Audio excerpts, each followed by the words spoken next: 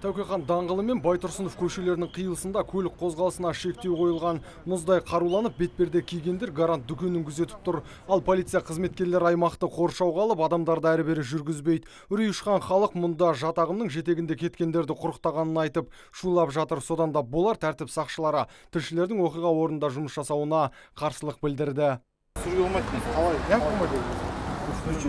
Не үшін болмайды, братан, түсіндіріп беріңіз себебін. Қай баптарға сүйеніз, қандай заң бойынша? Түсіруге болмайды. Қандай? Түсіруге болмайды. Жоқ, қандай заң, қандай бап?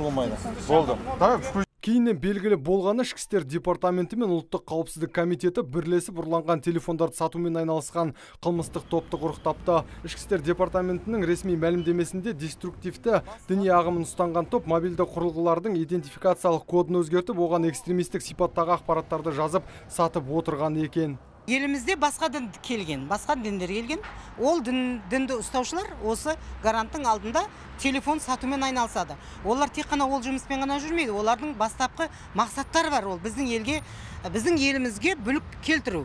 Енді бұндай болып жатқан жаңа жаттығуды өте дұрыс деп есептеймін.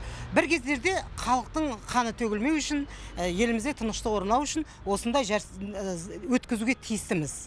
Қолданылған және ұрланған телефондарды сатумен танымал гарант дүкенін қала билігі бірнеше рет жабуға әрекет жасаған еді. Бірақ жабайы саудамен айналысқандарға тосқауыл қою мүмкін болмады. Қала жұрты осы операциядан кейін нәтиже шығады деп үміттеніп отыр. Нұрсұлтан Тұрысбеков, Антон Семенов, Бахадыр Тәжібаев, Абзал Тұрабеков, ТВК телеарнасының жаңалықтар қызметі.